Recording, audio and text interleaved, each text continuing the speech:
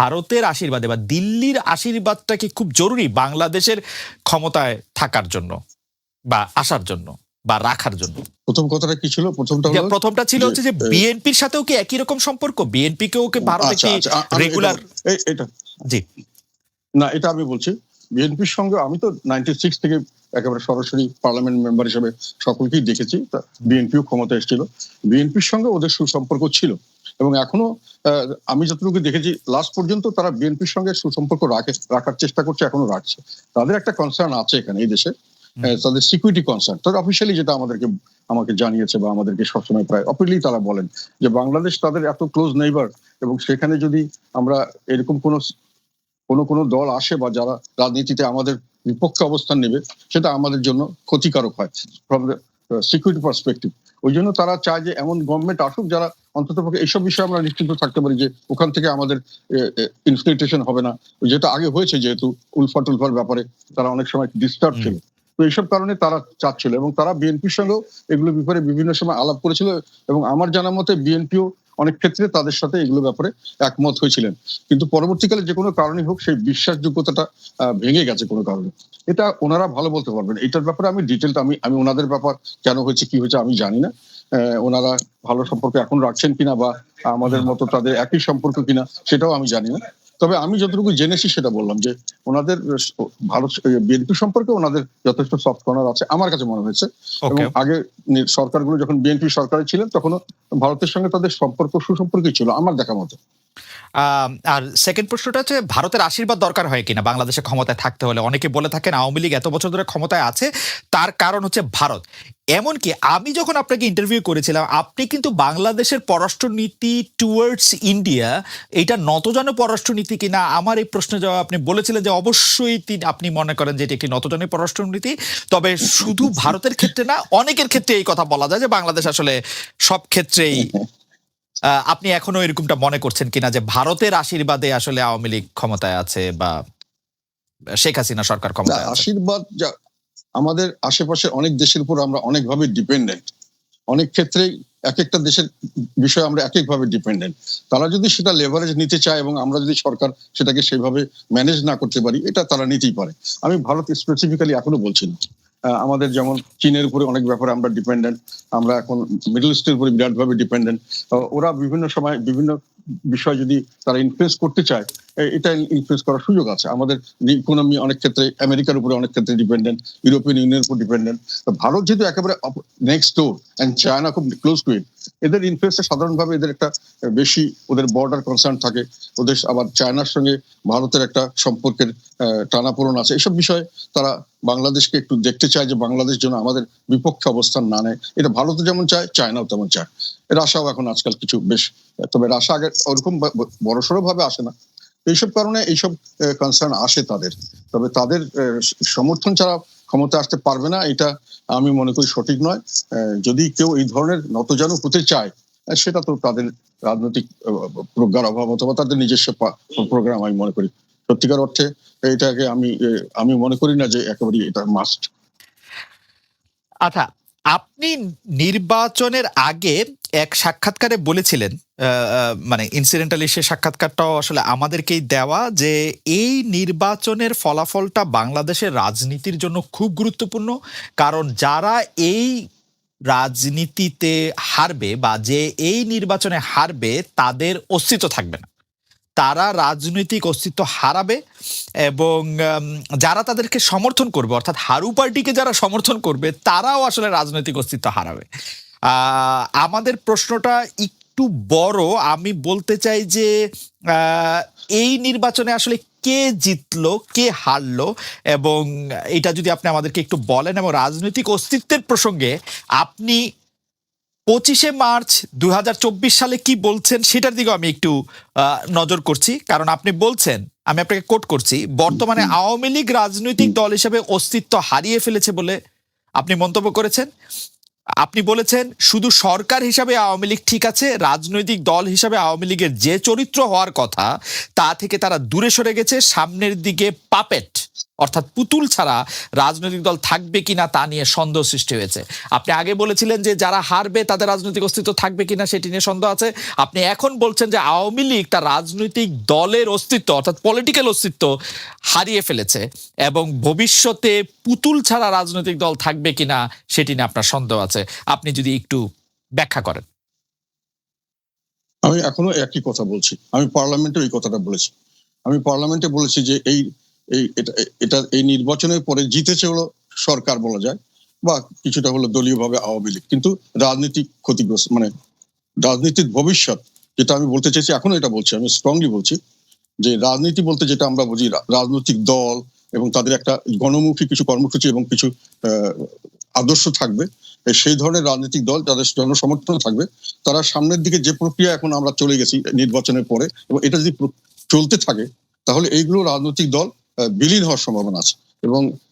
এবং শুধু সেটা নয়, আমি এখন আবার বলছি, আমি মনে করি যে আওয়ামী লীগ তার রাজনৈতিক চরিত্র হারিয়েছে, কারণ তাদের সত্যিকার অর্থে এখন, আমার নিজের ধারণা মতে, এটা বলছি আমার ধারণা, এটা আমার নিজস্ব স্টাডি থেকে আমি বলছি, সেটা আওয়ামী লীগ এখন নিজস্ব রাজনৈতিক অস্তিত্ব বলতে আমি মনে করি রাজনৈতিক একটা চরিত্র তাদের থাকার কথা। তারা যেগুলো চরিত্র বলে এগুলো কোনোটাই তারা ফলো করে না, তাদের কর্মসূচি দিয়ে সাপোর্ট করে না। যেমন স্বাধীনতার পক্ষে বলে, এটা নিয়ে কয়েকদিন আগে আমেরিকান একটা ইয়েতে তাদের আইনের স্বাধীনতা, রাজনৈতিক স্বাধীনতা, তারপরে অর্থনৈতিক স্বাধীনতা, এগুলো তারা নিম্নগামী। সার্বভৌমত্বের ব্যাপারে ওইভাবে বলা যায় না, তবুও আমি মনে করি দেশের মানুষের কাছে যদি প্রশ্ন করা যায় যে তারা ওই স্বাধীনতা কতটুকু রক্ষা করছেন, এই ব্যাপারেও তাদের ফেভারে খুব বেশি আসবে না। তারপরে তারা যেটা বলেন যে ওই আমাদের স্বাধীনতার পক্ষে এবং কিসের এটা মুক্তিযুদ্ধের পক্ষে, এটা একটা ডাহা, একটা উল্টো কথা। এটা আমি মনে করি তারা একেবারে সম্পূর্ণভাবে মুক্তিযুদ্ধের বিপক্ষে শক্তি। কারণ মুক্তিযুদ্ধ করা হয়েছিল আমাদের দেশের বৈষম্য বিরুদ্ধে, এটা সংগ্রাম ছিল, যেটা ভাষা আন্দোলনের মাধ্যমে, এটা বৈষম্য, ঢাকা দিয়ে ভাষা দিয়ে আমাদেরকে বৈষম্য করা হতো।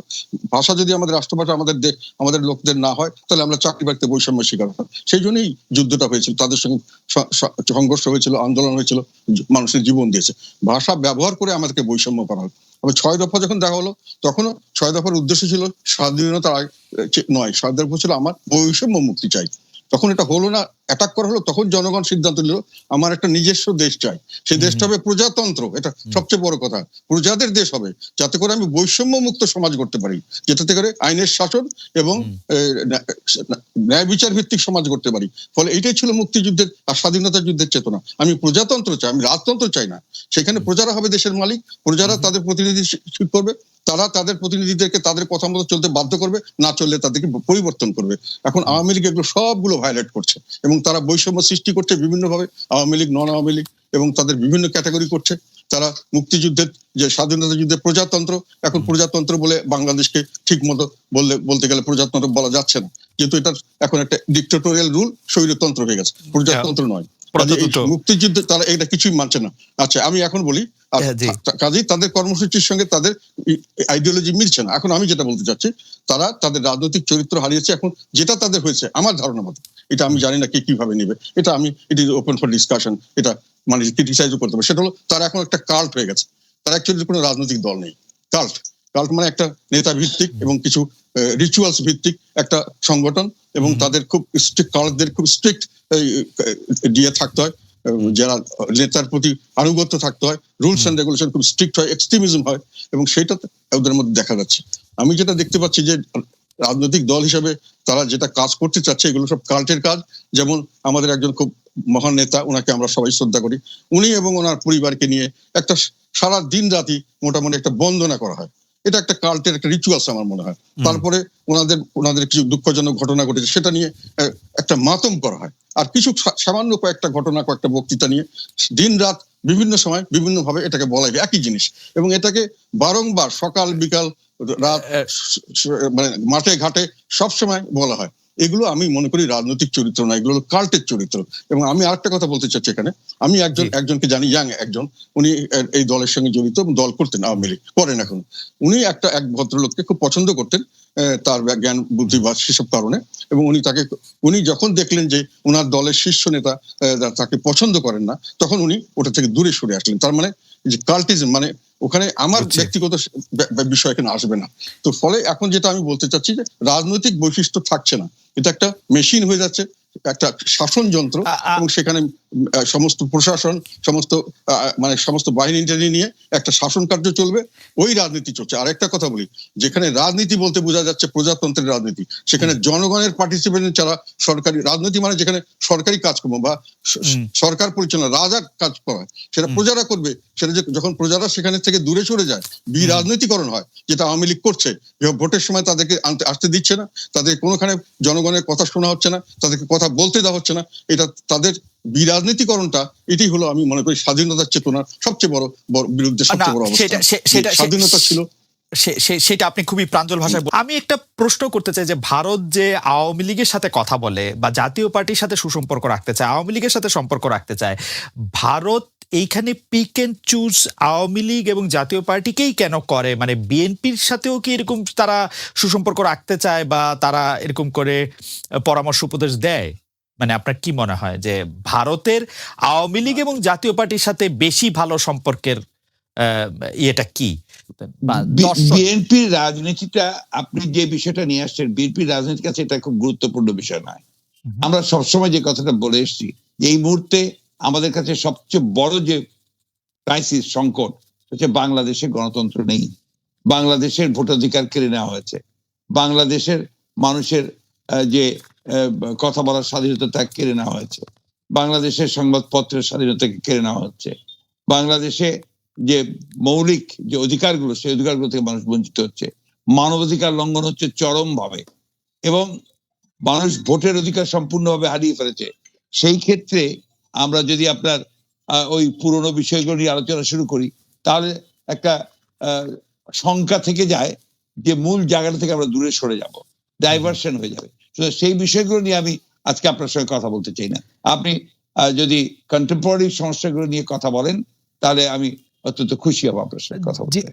ওকে, আচ্ছা ঠিক আছে। আমরা আসলে বিএনপি এবং আপনার রাজনীতি নিয়ে কথা বলতে গেলে প্রথমে যে বিষয়টি আমাদের ধারাবাহিকভাবে আমাদের মাথায় আসে সেটি হচ্ছে 2018 সালের নির্বাচনে ডক্টর কামাল হোসেন, আসম আব্দুর রব, মাহমুদুর রহমান মান্নার সঙ্গে জোট করেছিল বিএনপি। বলা হচ্ছে যে অবহেলা করা হয়েছিল 20 দলকে। রাজনৈতিক সিদ্ধান্ত হিসেবে আপনি এটিকে ভুল মনে করেন কিনা? যদি ভুল হয় তাহলে এর দায়িত্ব আসলে কার? এই বিষয়টা এখন অনেক পুরনো বিষয়, এই আলোচনার মধ্যে আসাটাকে আমি খুব সমীচীন মনে করি না।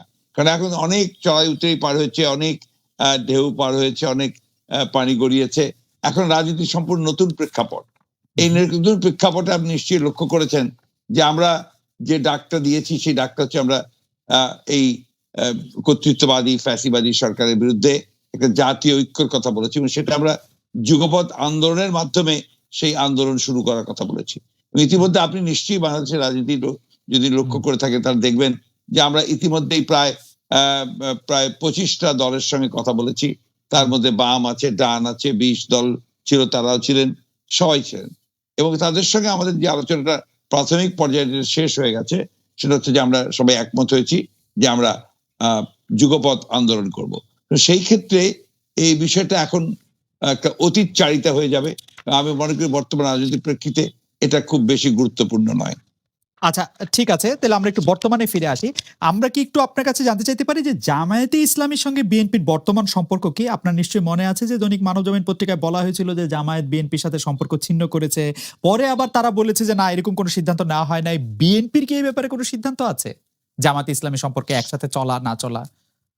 আপনারা গত 4 বছর ধরে নিশ্চয়ই লক্ষ্য করেছেন যে আমরা গত 4 বছর শুধু নয়, তারও আগে থেকে, ইনফ্যাক্ট আপনার 2015 সাল থেকেই আমরা কিন্তু আপনার আমাদের যে 20 দলীয় জোটের যে অ্যাক্টিভিটিস, সেটা প্রায় বন্ধই ছিল আর কি।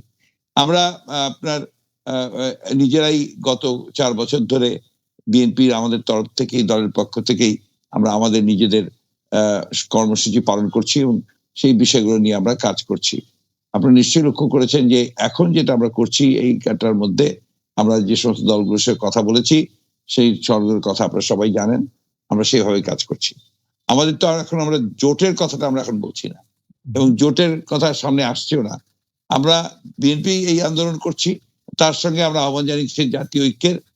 প্রত্যেকটি দল তাদের নিজের নিজের অবস্থান থেকে তাদের আপনার আমাদের যে বক্তব্য, আমরা যদি একমত হই, তাহলে সেই বক্তব্যগুলোর সামনে নিয়ে আন্দোলনে যাবেন, এবং রাজপথেই আন্দোলনের ধারার মধ্য দিয়েই আপনার এই সিদ্ধান্তটা হবে যে আমরা ভবিষ্যতে জোট করব কি করব না, বা আমরা একসাথে যাব কি যাব না। সুতরাং এখন ওই জামাত প্রসঙ্গটা একদম একেবারে অপ্রাসঙ্গিক এখন এই মুহূর্তে। জি, জনাব মির্জা ফখরুল ইসলামকে আমরা যে আপনি যে 25টি রাজনৈতিক দলের সঙ্গে কথা বলেছেন তার মধ্যে কি জামায়াতে ইসলামীর সঙ্গে তার আপনি আলাদা করে কথা বলেন নাই? সেটা কি এই কারণে যে এটি এখন প্রাসঙ্গিক না, নাকি এটি কোনো বার্তা আসলে দিচ্ছে যে আপনারা? না, আমরা আপনার যে সমস্ত দলগুলোর সঙ্গে প্রকাশ্যে কথা বলেছি সেই দলগুলোর খবর আপনারা সবাই জানেন, রাইট। এবং সেই দলগুলোর সঙ্গে আমরা কথা বলেছি। আমরা জামাতের সঙ্গে প্রকাশ্যে কোনো রাজনৈতিক কোনো আলোচনা করিনি, কোনো সংলাপ করিনি।